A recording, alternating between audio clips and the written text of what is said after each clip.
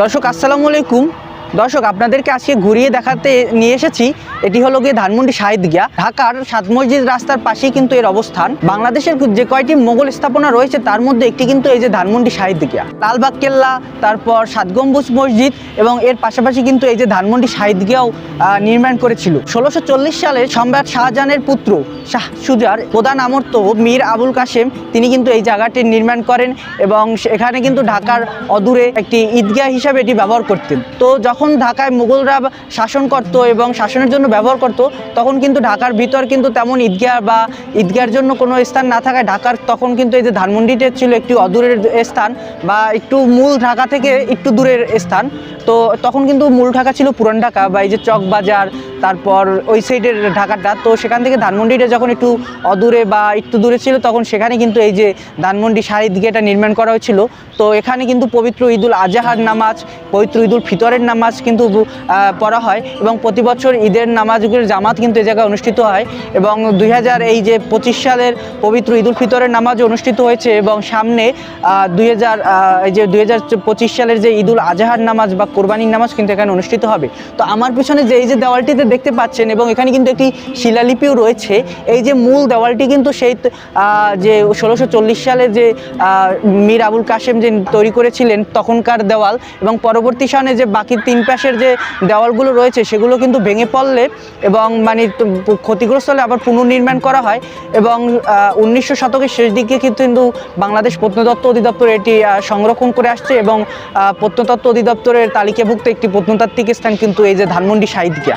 তো দর্শক আপনাদেরকে ধানমন্ডি শাহিদগিয়া ঘুরিয়ে ঘুরিয়ে দেখাবো। পুরো ভিডিও জুড়ে আমাদের সাথেই থাকবেন এবং আপনাদেরকে আরও ইতিহাস জানানোর চেষ্টা করব।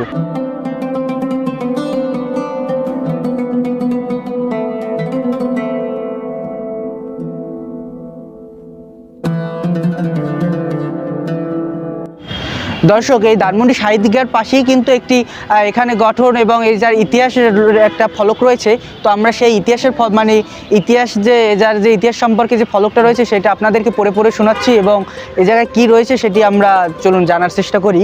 তো ধানমন্ডি শাহিদগিয়া সাত মসজিদ সড়কে অবস্থিত এই মোগল ঈদগাহটি সাধারণভাবে ধানমন্ডি ঈদগাহ নামেও পরিচিত।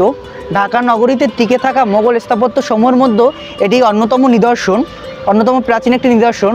কেন্দ্রীয় মেহরাবের উপরে অবস্থিত শিলালিপি থেকে জানা যায় যে মোগল সুবাদার শাহ সুজা দেওয়ান মীর কাসিম হিজরি 1050 অর্থাৎ 1640 খ্রিস্টাব্দে ঈদগাহটি নির্মাণ করেন।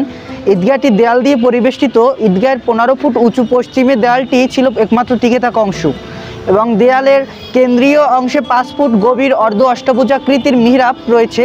মিহরাবের উভয় পাশেই পশ্চিম দেওয়াল জুড়ে রয়েছে খিলানাকৃতির নকশা। মেহরাবের উপরে সরল রেখা একটি কার্নিশ রয়েছে এবং ছাদ জুড়ে রয়েছে ঐতিহ্যবাহী মোগল নকশা।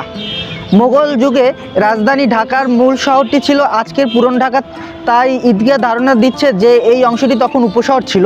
এখানে প্রশাসনিক কর্মকর্তা এবং স্থানীয় মুসলমানগণ ঈদের নামাজ পড়তে আসতেন। এই ঈদগাহের জমির মোট পরিমাণ 3.5 বিঘা এবং ঈদগাহে বিলুপ্ত হয়ে যাওয়া উত্তর, দক্ষিণ ও পূর্ব পাশের দেওয়াল সম্প্রতি প্রত্নতত্ত্ব অধিদপ্তর মূল স্থাপত্য পরিকল্পনার সাথে সামঞ্জস্য রেখে পুনর্নির্মাণ কাজ সম্পন্ন করেছে। এখানে কিন্তু এই যে ফলকটি বাংলা এবং ইংলিশ উভয় ভাষাই রয়েছে। তো আপনারা এখানে আসলে কিন্তু এটার মাধ্যমে কিন্তু অনেক ইতিহাস বা এটা সম্পর্কে জানতে পারবেন এবং এটার যে ইতিহাস আপনারা ভালোভাবেই জানতে পারবেন বলে আমরা আশা রাখছি।